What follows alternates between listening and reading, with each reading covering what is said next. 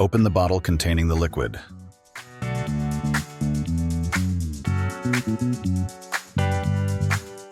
Place the bottle nozzle into the brush tank.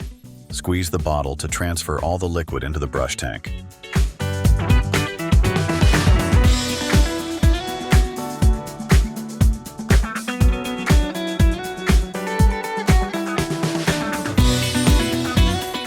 Reattach the brush tip to the tank by screwing them tightly.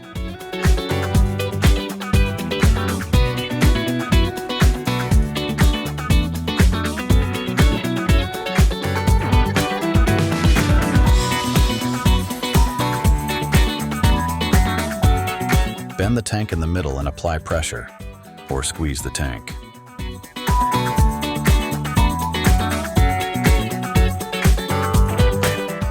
Make a few stripes on the paper towel.